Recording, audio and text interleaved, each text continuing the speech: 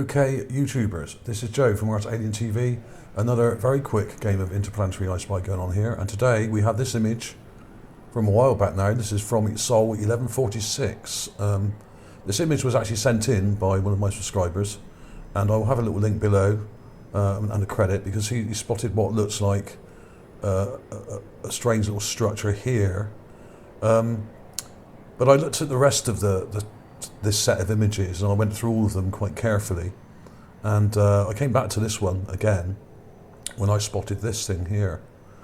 Now, this is very odd, and you're going to understand why in a minute when I show you it up close. Okay, so without further ado, let's have a look at the close-ups. Now, let's show you the raw image first, and we go to the bottom right of the image to here. Okay, this completely raw image.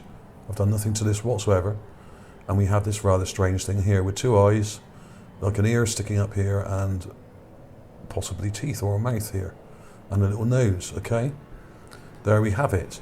Now, I've done some very, very basic enhancements here. Here's the first one, where I've just highlighted it and darkened it a bit so you can see the contrast in there. It's brought out the detail, and it looks to have two eyes and a mouth, and it's very odd, and in fact looks rather like an Ewok. Now, I'm not saying this is an Ewok, I'm saying it's something that looks a bit like an Ewok head.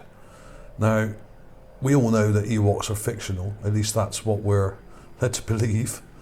But is it possible that there was a similar looking creature on Mars like this? This is another clip I've taken, enhanced clip. Let me show you the raw one. There we go, there's the raw clip. Now, it doesn't look much, and there isn't a great deal of detail in here. This thing is quite small. I would say only a few inches tall, okay? So it's not very big. That's why we're not seeing a lot of detail, because it's very small, and the camera isn't very well focused on it either. So all you can really do is to add a bit of contrast and brightness to try and clarify the image slightly, which kind of helps a bit. And you can see what look like two eyes, a nose here, and some teeth here. Okay, and you can see a top lip and a sort of cheek, a chubby cheek there, and what looks a bit like an ear sticking out here. But it kind of looks like it's joined to this material to the left as well. So this may well be an optical illusion. This may be a bit like the giant mouse that I published a while back. It was probably just an optical illusion, and the trick of the light and the way that the rocks are in this particular area, who knows. But what are the chances of something actually looking exactly or very similar to an Ewok? And I'll show you what I mean. Look at this guy here. You have two googly kind of bright eyes and some big kind of teeth and a little stubby little nose there, okay? Ignore all the fur, and ignore the clothing here, whatever that's supposed to be. Some kind of tabard type kind of thing, I don't know. Ignore that, just concentrate on the facial features, okay?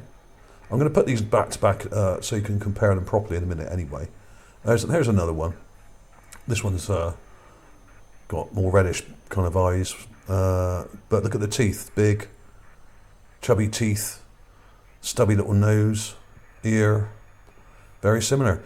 What can I say? It's probably not an Ewok. Initially I was going to call this a cat or something, but it doesn't really look like a cat. The ears are too small.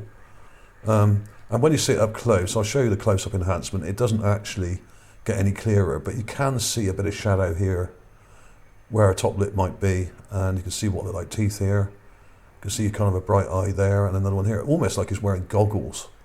Whatever this thing is, it's very odd indeed. But with a low-quality image like this, it's very hard to see exactly what you're looking at if you get too close. You need to kind of step back a little bit, like I always say, and look at it with a bit more space around it, and then you can actually see the detail slightly better. But it does look like an Ewok. I'm not saying it is one, of course, okay? So there we have it. What do you think, guys? Is it possible that some of our fictional characters may resemble very closely some of the creatures that may have lived on the surface of Mars, just by coincidence, or is there some other link? Is it something that may be in our subconscious from our distant cousins that may have come from that planet when it was destroyed, or just before it was destroyed?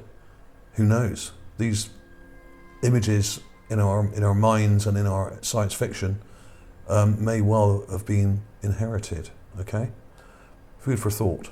Thanks for watching, everybody. I'll see you soon.